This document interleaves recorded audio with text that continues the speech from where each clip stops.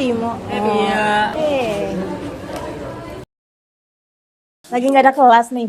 Iya, betul aslinya tadi itu ada kelas, cuman dosen itu tiba-tiba ngabarin katanya kelasnya tuh gak jadi, padahal gue baru nyampe di sini. Ya udah daripada gua balik lagi ya kan, jadi mending gue istirahat dulu di sini sambil ngerjain tugas makalah gua. Oh, tugas tentang makalah batik Banten. Iya, cuman gue tuh kalau misalnya di sini kan gue lihat rata-rata artikel tuh ngebahas soal motifnya gitu. Sedangkan gue juga perlu tahu tempatnya sama prosesnya tuh kayak gimana. Hitung-hitung juga buat dokumentasi sekalian buat makalah. Oh, gampang itu mah. Besok lu ikut gua aja ke tempat pembuatan batik Banten. Sekalian kita keliling-keliling daerah Banten. Oh, di Serang sini ada pembuatannya. Ada. Oh ya udah berarti gimana kalau misalnya besok kita ketemuan di Masjid Agung Banten ya kan? Oh, boleh, boleh, boleh. Ya, oke. Kayaknya gue mau ke kelas dulu deh. Bentar lagi ada kelas. Oh, Dulu ya. udah mau pergi. Ya. Udah, bye-bye.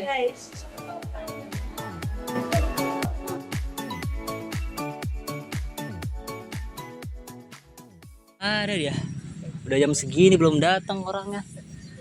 Keburu kesiangan nanti. Sempat gak nih nanti ke tempatnya sebelum sore?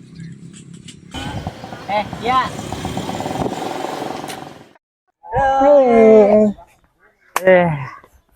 Mana aja kau datang sekarang? Aduh, sorry banget. Gue tadi kesiangan, terus tadi isi bensin dulu. Isi bensin di mana sih? Kayak lama banget. Sumpah ngantri banget itu isi bensinnya. Yaudah yuk berangkat sekarang aja. Yo, gas. Banten merupakan provinsi yang kaya akan warisan sejarah dan budayanya. Di Banten Lama khususnya, terdapat Masjid Agung Banten yang menjadi salah satu simbol keagungan arsitektur Islam yang telah berdiri sejak tahun 1560. Tidak hanya menjadi tempat ibadah, Masjid Agung Banten juga menjadi salah satu wisata religi di provinsi ini. Tidak jauh dari Masjid Agung Banten, terdapat Benteng Spelwijk yang dibangun oleh kolonial Belanda sebagai strategi pertahanan.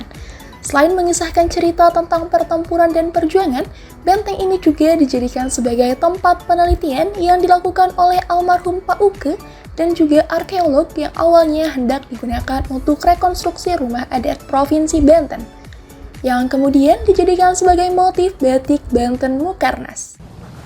Mo, kayaknya muter-muter di sininya udah dulu deh. Kita langsung ke batik aja sekarang. Oh ya, langsung aja, gas. Iya, biar gak terlalu sore. Yuk, Mana? sini. Oh ya. Provinsi Banten diresmikan pada tahun 2000. Bertepatan dengan itu, almarhum Pak Uke bersama tim arkeolog Banten ditunjuk oleh pemerintah daerah Provinsi Banten untuk mengetahui rekonstruksi rumah adat Provinsi Banten. Kemudian, dilakukanlah kajian dan penelitian artefak-artefak yang terdapat di Banten Lama. Yang semulanya almarhum Pak Uke tidak ada pikiran untuk membuat batik, hal ini karena penelitian tersebut dilakukan hanya untuk rekonstruksi rumah adat saja. Akan tetapi, seiring berjalannya penelitian tersebut, kemudian ditemukannya pola-pola di dalam artefak itu. Dari artefak tersebut, disempurnakanlah oleh almarhum Pak Uke dan menghasilkan salah satu motif batik. Motif pertama yaitu Sabak Kingking.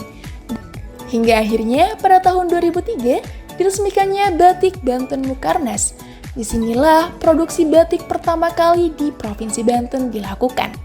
Yang semulanya hanya ada 12 motif saja, saat ini terdapat lebih dari 100 motif yang sudah dipatenkan oleh almarhum Pak Uke serta Kementerian Hukum dan HAM.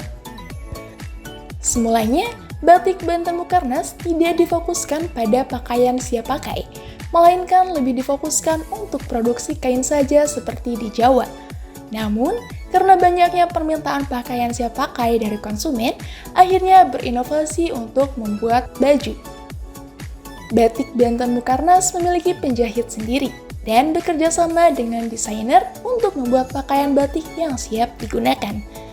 Batik Banten Mukarnas memfokuskan proses membatik secara manual dan tidak ada printing. Hal ini dilakukan dengan tujuan untuk melestarikan budaya membatik, yaitu cap dan tulis. Di sini diajarkan langsung bagaimana proses pengecapan hingga menjadi sebuah kain batik. Produksi batik dilakukan di rumah produksi ini. Sedangkan untuk hasilnya, Batik Banten Mukarnas memiliki resellernya sendiri. Saat ini, Batik Banten Mukarnas dijadikan sebagai destinasi wisata. Selain karena batik pertama yang ada di Provinsi Banten, Batik Banten Mukarnas juga membuka untuk pelatihan anak sekolah. di mana membatik menjadi pelajaran muatan lokal di Provinsi Banten. Batik cap yang hanya mencoret warna untuk anak sekolah dikenakan biaya Rp35.000 dan untuk umum yaitu sebesar Rp50.000, sedangkan untuk batik tulis anak sekolah dikenai biaya sebesar Rp75.000 dan untuk umum sebesar Rp100.000. Terdapat biaya lain juga untuk mancanegara. Terlebih, batik tulis membutuhkan waktu yang cukup lama, tergantung pada polanya. Saat ini, generasi sekarang sudah mulai melek akan budaya. Hal tersebut ditandai dengan tren-tren berkain dan menggunakan batik ketika Hari Nasional. Pendidikan sekolah juga membantu mendukung melestarikan batik dengan mewajibkan menggunakan batik di hari Kamis atau Jumat. Jadi, untuk melestarikan batik, tidak perlu jadi pengusaha batik. Setidaknya kita tahu bagaimana proses pembuatan batik. Nah, buat teman-teman yang masih bingung dan penasaran tentang budaya Banten, khususnya tentang proses pembuatan batik, Jangan lupa buat datang ke rumah produksi Batik Banten Mukarnas yang terletak di Kota Kota Serang. Dadah. Dadah.